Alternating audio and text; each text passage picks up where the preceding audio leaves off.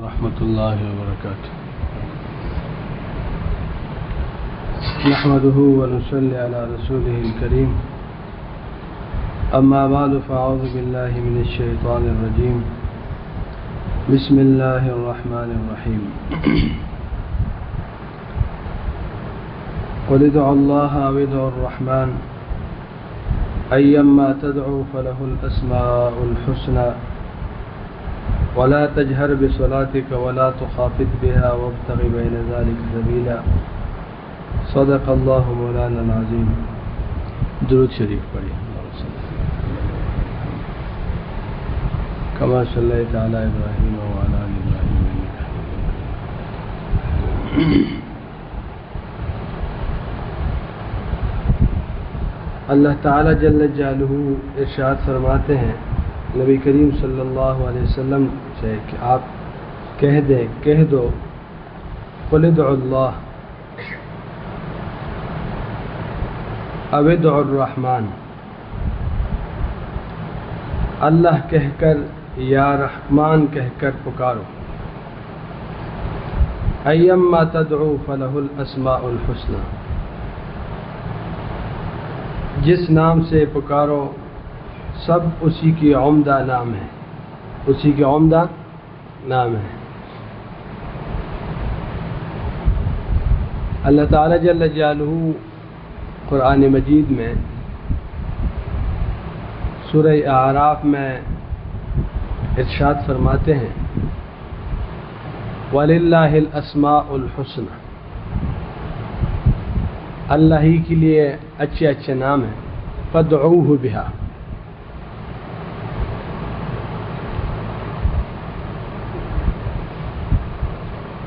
اسی اچھے ناموں سے اللہ کو پکارا کرو، اس سے مانگا کرو.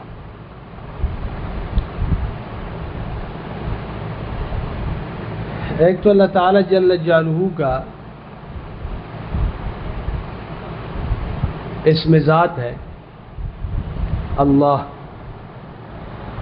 جل جلالہ،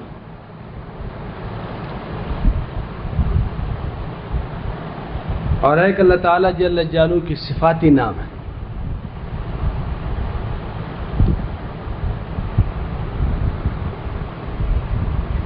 صفاتی نام جیسے کہ رحمان ہے، رحیم ہے. قرآن مجید میں اللہ تعالیٰ جل جلالہ کی کئی اسماء مبارکہ جس کو علماء کرام صفاتی نام کہتے ہیں، اس کی صفت.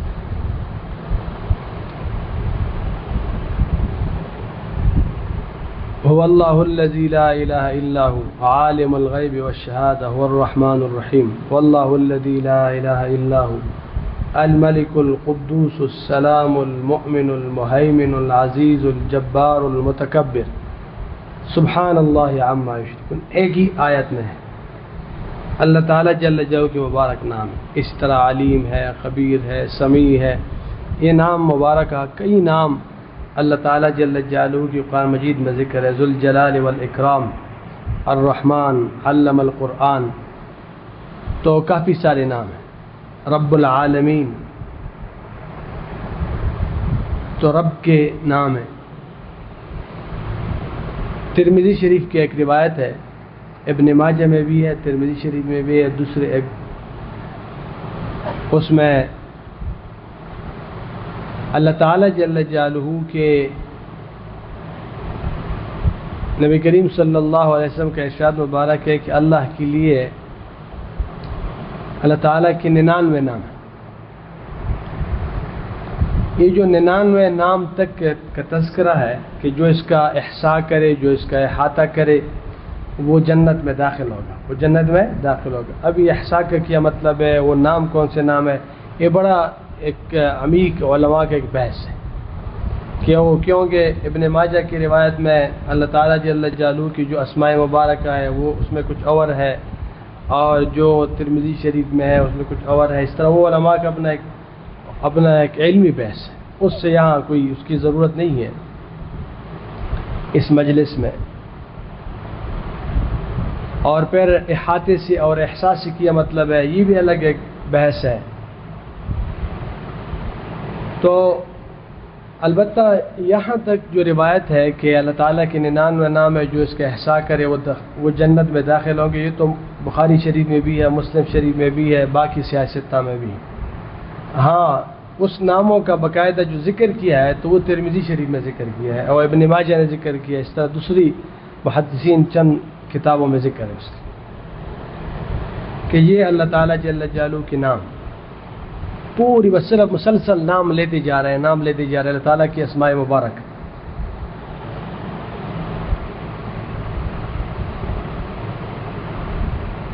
اس پر بھی علماء نے کلام کیا ہے کہ اللہ تعالیٰ جل جلالہ کے نام جو ہے وہ یہاں تک 99 ہے یا کچھ اور بھی ہے، تو بہت سارے علماء ایسی بھی ہے کہ وہ کہتے ہیں جو ذکر ہے وہ تو وہ یہ ہے، باقی کوئی حد و شمار نہیں ہے اس کے، اتنے زیادہ ہیں۔ اللہ تعالیٰ جل جلالہ کے صفات ہے، اس کی صفت کے مطابق اس کی صفت کے نام ہے۔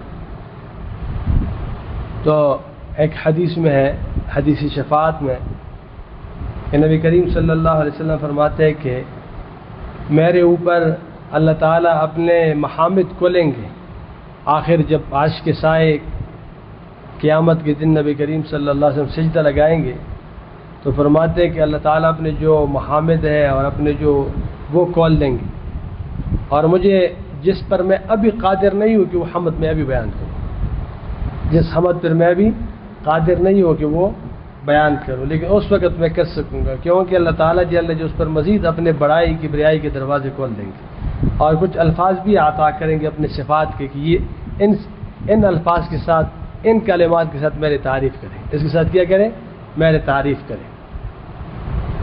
تو کہ دوسری جو حدیث میں آتا ہے کہ اس الفاظ کے ساتھ کسی نے کائنات میں اس کی تعریف نہیں کی ہوگی، ظاہر بات ہے کہ اس درجے نبی کریم صلی اللہ علیہ وسلم پر اس کی بڑائی کھلی کہ اللہ تعالیٰ تو کہ بریائی اور بڑائی تو لامحدود ہے، وہ تو لامحدود ہے، کوئی حد نہیں ہے اس کی۔ تو اللہ تعالیٰ بعض علماء کے یہی ہے، بہرحال علماء اکرام کے اس میں کافی کلام ہے، والد صاحب نے اس پر ابھی تک تو چھپی تو نہیں ہے یہ وَلِلَّهِ الْأَسْمَاءُ الْحُسْنَى فَادْعُوهُ بِهَا، جب یہ غالباً کوئی البرہان کی جب 13 جلد ہے، کتنی جلد میں آ جائے گی، میرے خیال میں سب سے انہوں نے تفصیلی اور عمیق بحث کی ہے اس پر، اس موضوع پر، وہ تو اس وقت آئے گی انشاءاللہ، وہ چھپ کر آ جائے گی تو علماء کرام اور اس سے استفادہ کریں گے۔ بہرحال ابھی اس یہاں جو بات کرنی ہے وہ یہ ہے کہ اللہ تعالیٰ جل جلالہ کی جو صفاتی نام ہے، اس میں اس حوالے سے ایک دو اہم باتیں جو اس مجلس سے متعلق ہے وہ عرض کرتا ہوں۔ ایک تو یہ ہے کہ اللہ تعالیٰ کے اسماء صفات میں سے بہت سارے نام ایسے ہیں کہ وہ اللہ تعالیٰ جل جلالہ کی مخلوق کے لیے بھی استعمال ہے۔ انسان کے بارے میں اللہ تعالیٰ فرماتے کہ نطفے سے میں نے بنایا، فجعلناہ سمیعا بصیرا، فجعلناہ یعنی انسان کو نطفے سے بنایا، فجعلناہ سمیعا بصیرا، پھر سمیع بنایا، بصیر بنایا۔ حالانکہ سمیع اور بصیر اللہ تعالیٰ جل جلالہ کے اسماء صفات میں سے۔ نبی کریم صلی اللہ علیہ وسلم کے بارے میں وبالمؤمنین رؤوف الرحیم، اس کے بارے میں آیا کہ وہ رؤوف ہے، کیا ہے، رحیم ہے، اور یہ نام کس کے لیے بھی استعمال ہوتا ہے، اللہ تعالیٰ۔ بس اس میں ایک نقطہ اہم ہے، علماء کرام تو جانتے ہیں، ویسے عام ہمارے رفقا اور ساتھی بھائی بیٹھے ہیں، دیکھیں اللہ تعالیٰ جل جلالہ کے نام اسماء صفات، اس کی صفات جس مفہوم میں اللہ کو ثابت ہے وہ مفہوم الگ ہے، اور جو مخلوق کو ہم ثابت کرتے ہیں وہ کیا ہے، وہ الگ ہے۔ اللہ تعالیٰ جل جلالہ کی جو صفت ہے وہ اس کے ذاتی ہے، وہ کلی ہے، وہ لامحدود ہے، اس کی کوئی حد انتہا نہیں ہے۔ اور مثلا اللہ تعالیٰ جل جلالہ کے علم ہے، صفت علم ہے، تو اللہ تعالیٰ جل جلالہ کو غیب کے علم بھی ہے، علم الغیب بھی ہے، علم الشہادہ بھی ہے، سب کچھ ہے۔ اس پوری کائنات، آسمان و زمین اور جو چیزیں ہیں، اللہ تعالیٰ کے علم کے احاطے سے کوئی چیز باہر نہیں۔ وہ زمین کے اندھیروں میں ہو، وہ سمندر کی گہرائیوں میں ہو، وہ آسمان میں ہو، وہ فضا میں ہو، وہ جہاں بھی ہو، بیک وقت اللہ تعالیٰ جل جلالہ اس پوری کائنات میں تمام جتنی بھی مخلوقات ہیں اس کے پیٹ میں جو کچھ ہے اللہ تعالیٰ جل جلالہ یعلم ما فی الارحام، سب جانتے ہیں۔ اس کے بیک وقت سب چیزیں اس کے سامنے، تا قیامت سب چیزیں اس کے سامنے۔ اللہ تعالیٰ جل جلالہ کے اس کے علم ایسی ہے کہ اس پوری کائنات میں کوئی ایک پتہ ایسا نہیں ہے کہ وہ ہلے اور گرے اللہ کے علم میں نہ۔ وعنده مفاتح الغیب لا يعلمها الا هو ويعلم ما في البر والبحر وما تسقط من ورقة الا يعلمها ولا حبة في ظلمات الارض ولا رطب ولا يابس الا في كتاب مبين۔ ہر چیز کے بارے میں اس کا علم ہے۔ کوئی ایک دانہ زمین کے اندھیروں میں پڑے، رب العالمین کو پورا علم ہے اس کی۔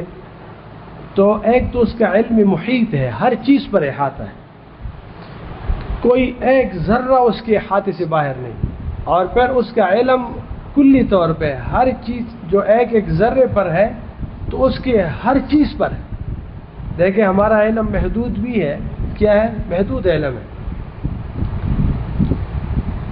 چند چیزوں کو جانتے ہیں، زیادہ نہیں جانتے۔ موسیٰ علیہ السلام اور خضر علیہ السلام جا رہے ہیں کشتی میں، بخاری شریف میں ہے، کشتی میں جا رہے ہیں۔ اللہ تعالیٰ نے موسیٰ علیہ السلام کو بتایا تھا کہ میرا ایک بندہ ہے، اس کے پاس علم لدنی ہے، من لدنی علم، اس کو میں نے دیا ہے۔ تو اس کے ساتھ سیکھنے کے لیے گئے، انہوں نے کہا ابھی کہ صبر نہیں کر سکو گے۔ تو جا رہے ہیں تو ایک چڑیا آئی اور انہوں نے سمندر کے سے ایک چونچ اس سے پانی پیا۔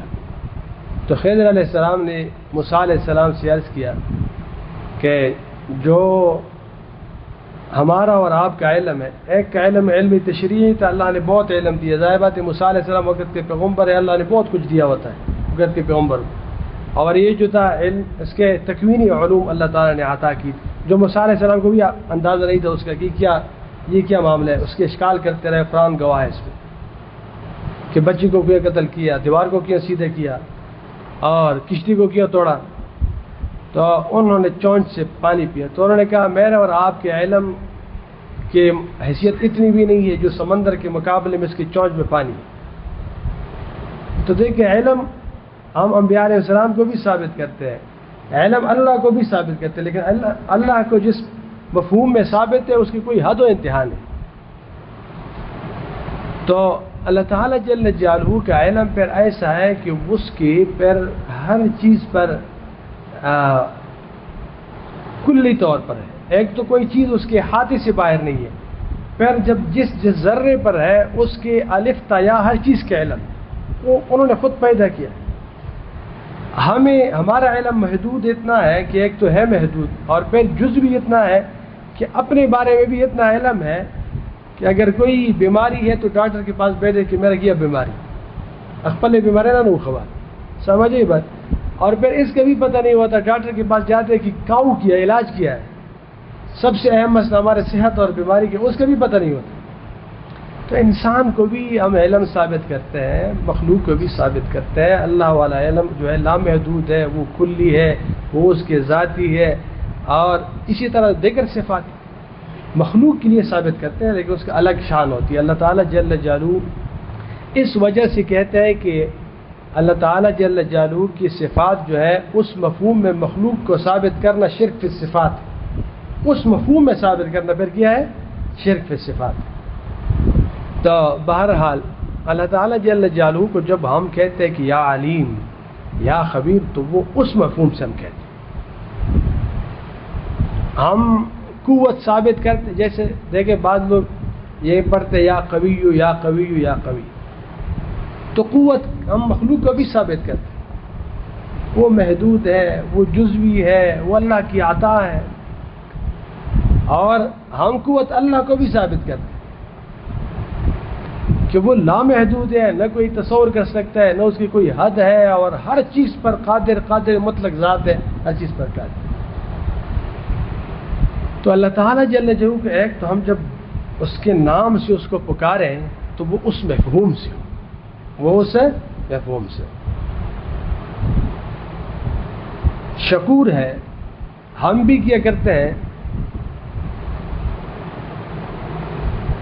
ابراہیم علیہ السلام کے بارے میں شاکرا لانعمہ، عبدا شکورا، اسی طرح نوح علیہ السلام وغیرہ کے بارے میں آئے ہیں۔ تو دیکھو وہاں بھی ہے، یہاں بھی ہے، لیکن اللہ تعالیٰ جل جلالہ کی قدردانی کو، اس کے شکر کو کوئی حد و انتہا نہیں۔ اسی طرح تمام صفات عرض یہ کرنی تھی کہ ایک تو اللہ تعالیٰ جل جلالہ کو جو صفاتی نام ہے، جو قرآن میں ذکر ہے، حدیث مبارکہ میں ذکر ہے، یا ہم ذکر کرتے ہیں، وہ اللہ تعالیٰ جل جلالہ کے لیے وہ صفاتی نام لیتے ہیں، اور وہی صفاتی نام ہم مخلوق کے لیے بھی استعمال کرتے ہیں۔ لیکن آسمان و زمین کا فرق ہے، اور علماء بعض سے تعبیر کرتے ہیں کہ اللہ تعالیٰ کے لیے استعمال کرتے ہیں، حقیقت کے طور پہ مخلوق کے لیے مجازاً استعمال کرتے ہیں، اس کو مجازاً استعمال کرتے ہیں۔ تو اور ہم بھی جب اسماء الحسنہ کا ذکر کریں تو اس عظیم مفہوم کو سامنے رکھتے ہوئے اس سے فریاد کریں، اس سے درخواست کریں، اور اس کو اس کے سامنے گڑگڑائیں، اور فدعوہ بیا، ان ناموں سے ہم اللہ کے سامنے کیا کریں، اس کو پکاریں، یہ اس کے عظمتوں کے ساتھ، اس کی کبریائی کے ساتھ، اس کے وہ جو نام ہے اس کے بڑائی اور اس کے لامحدودیت کو سامنے رکھتے ہوئے ہم اس سے فریاد کریں۔ تو دیکھیں اللہ تعالیٰ جل جلالہ کی جو اسماء الحسنہ ہے تو اسی سے پایا ہے۔ والد صاحب فرمایا کرتے تھے، کبھی آپ لوگوں نے بھی بات سنی ہوگی کہ جنہوں نے پایا ہے اسی سے پایا ہے، جنہوں نے پایا ہے اسی سے پایا ہے، اسماء الحسنہ سے۔ اور بہت بڑے خزانے ہیں، بہت بڑے خزانے ہیں۔ اللہ تعالیٰ جل جلالہ کی ہر صفتی نام کے پیچھے اس کا ایک خزانہ ہے، اسی میں سے عطا کرتے ہیں۔ تو اسی کے ذریعے سے اپنے جو عارفین ہوتے ہیں، اللہ تعالیٰ جو سے محبت کرنے والے ہوتے ہیں، وہ اپنے عشق کو بھی کیا کہتے ہیں، اپنے آپ کو بھی تسلی دے اس نام اور مزہ لیتے ہیں، اس کو صفاتی نام سے یاد کر کر کے اللہ تعالیٰ کے نام لیتے ہیں۔ اور ہم سب محتاج ہیں تو اپنے حوائج کے لیے بھی درخواست کرتے ہیں۔ اسماء الحسنہ کے ذکر سے متعلق جو ہم یہاں ترغیباً و تشویقاً کرتے ہیں، یا آپ لوگ کرتے ہیں، یا آپ ویسے اپنے زندگی کا معمول بناتے ہیں، یہاں تو بطور ترغیب اور تشویق ہوتے ہیں، لیکن یہ ترغیب اور تشویق کے لیے تو کافی نہیں ہوتا، مقصود یہ ہوتا ہے کہ زندگی کا حصہ بنے۔ ہمارے اکابر یہی کوشش کرتے تھے کہ ہمارے جو ساتھی ہے وہ اسماء الحسنہ پہ آئیں، اس کے ایک ذوق بن جائیں، اور اس کے ایک تمرین ہو جائے کہ جس وقت جس نوع کی اس کو ضرورت ہے اس نوع اللہ تعالیٰ سے وہ درخواست کریں، اس کو ضعف ہے اور اس کو ضرورت ہے، اللہ تعالیٰ سے کوئی طاقت مانگتے ہیں کسی چیز کے بارے میں، تو قوی سے اللہ سے درخواست کریں، یا قوی۔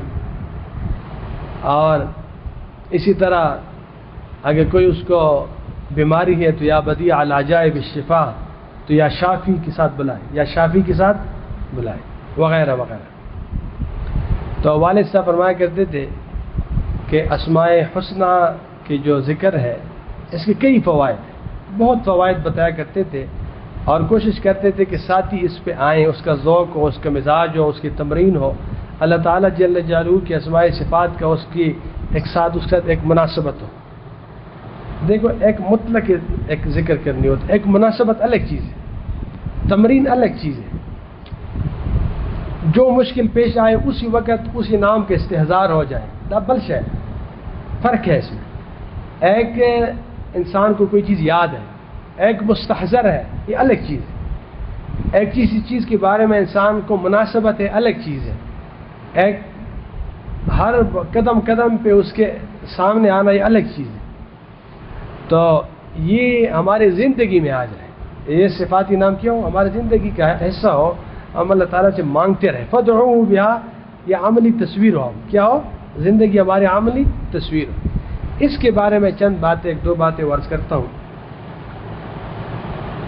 ایک تو والد صاحب اس کے فوائد و برکات عرض کرتے تھے تو ایک بات یہ فرماتے تھے کہ یہ اس کا ایک فائدہ اسماء حسنہ کی ذکر کا یہ ہے کہ یہ خود اللہ تعالیٰ جل جلالہ کی یاد ہے اور ذکر ہے، ذکر کے ثواب ذکر کا جو ثواب ہے وہ ملے گا، ذکر کا ثواب ملے گا۔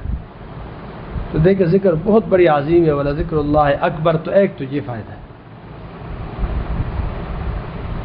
دوسرا یہ ہے کہ یہ دعا ہے، اللہ تعالیٰ خود فرماتے وَلِلَّهِ الْأَسْمَاءُ الْحُسْنَى فَادْعُوهُ بِهَا، اور دعا جو ہے وہ عبادت کا مغز ہے، تو اس وجہ سے یہ ایک عبادت بھی ہے، جو دعا بھی ہے، دعا کی حیثیت ہے، دعا عبادت کی کیا ہے؟ مغز ہے، تو دعا ہے، ایک ذکر ہے اور ایک کیا ہے؟ ایک دعا ہے۔ اور تیسری چیز یہ ہے کہ اللہ تعالیٰ جل جلالہ کی ہر صفت انعام کے پیچھے اس کے لامحدود خزانے ہیں،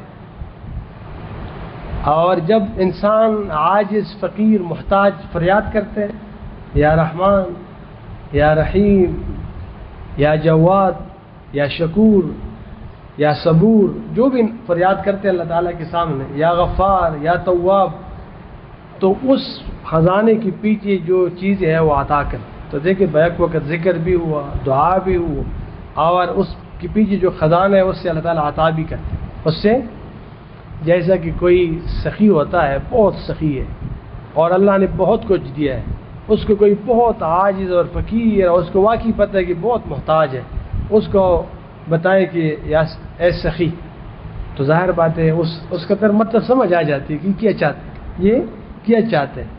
تو اللہ تعالیٰ جل جو بھی سمجھ آتے، وہ تو علیم بذات صدور ہے، وہ تو اپنے آپ کو ہم نہیں جانتے جتنا وہ ہمیں جانتے ہیں، تو وہ پھر اسی خزانوں سے عطا کرتے ہیں بے ضرورت۔ سمجھیے بات، اللہ تعالیٰ کو پسند ہے اس کو کہ وہ خود کہتے ہیں کہ مانگے مجھ سے اس نام، آپ خود اللہ تعالیٰ فرمائے کہ میرے صفاتی نام سے مجھ سے مانگو، مجھ سے مانگے۔